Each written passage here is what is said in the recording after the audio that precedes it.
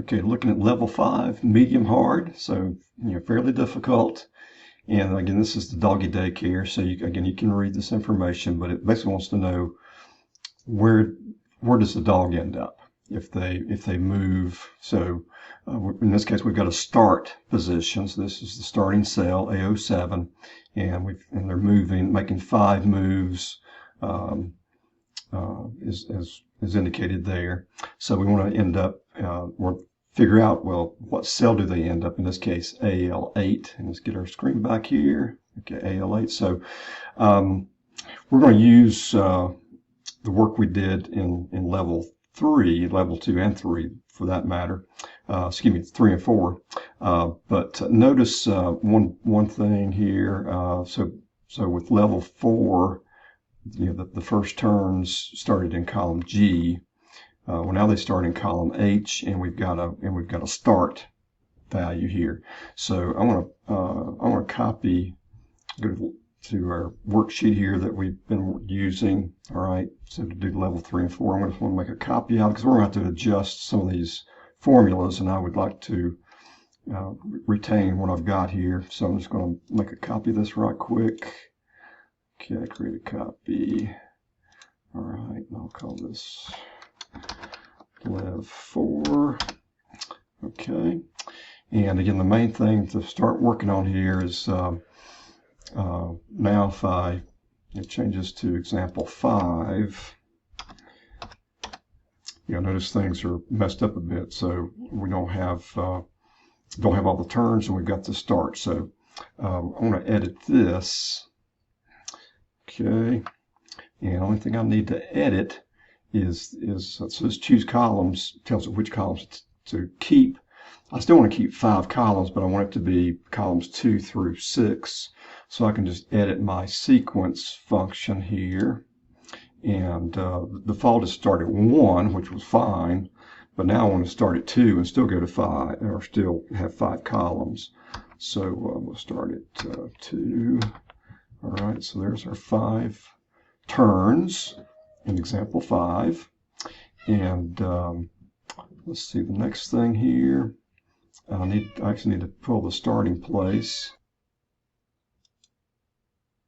Your screen back here.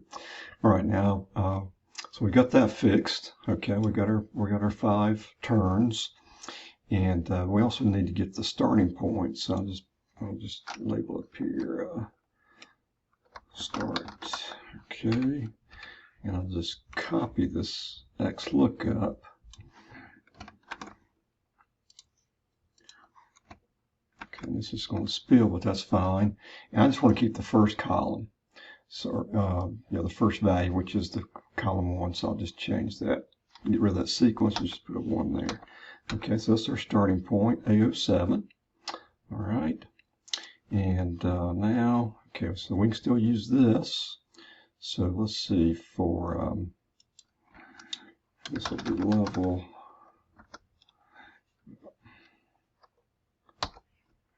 5. I'll put that over there actually. Okay, so it's going to be your ending cell. Okay, so we started at A07, and we can use our results from level 4. We've moved row-wise, we've moved 1, and that's a positive 1, which the way we did things, that's down. And columns, horizontally, we've moved -3, which would be 3 to the left.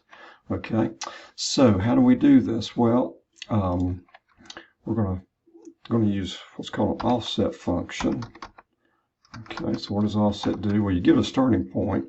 That's the reference, the starting point.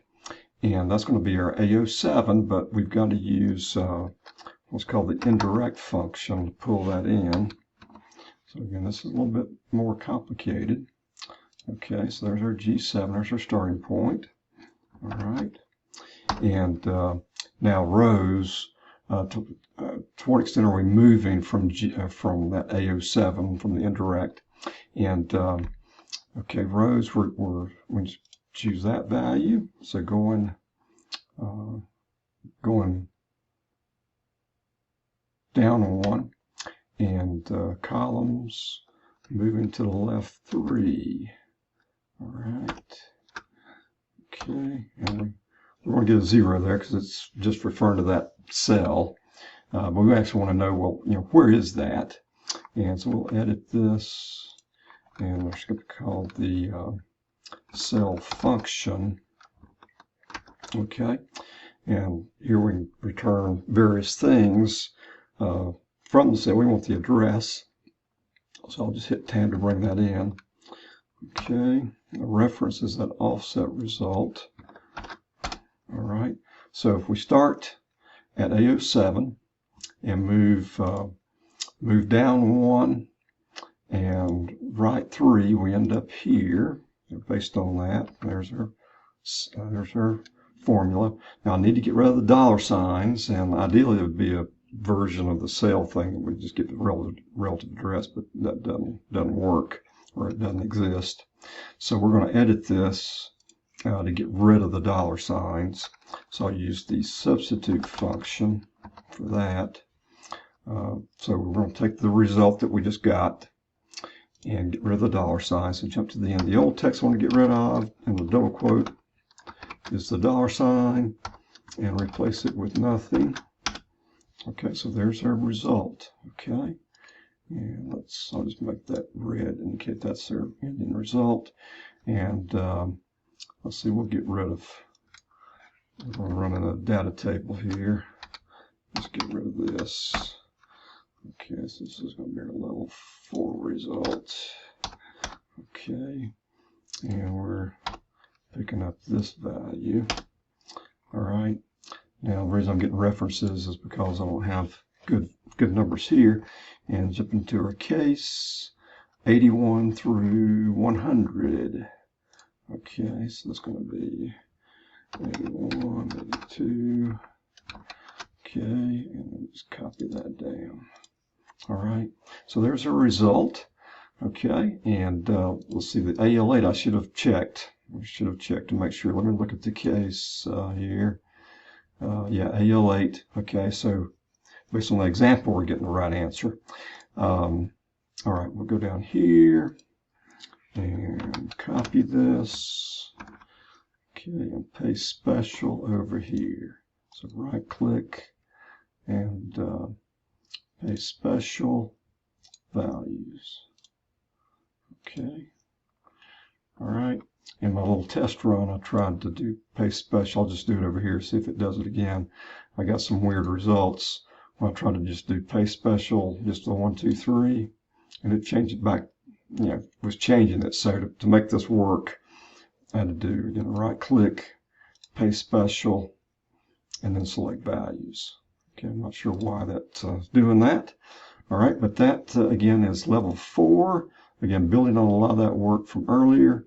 So what do we do? We did have to adjust after copying this up. We had to adjust our XLOOKUP and choose columns, a second XLOOKUP to just get the starting point, and then we used our results here from earlier to figure out this. And we just hit F2 there to show you that. So we use the offset, indirect, cell, and substitute all together. So again, a fairly challenging problem here. All right.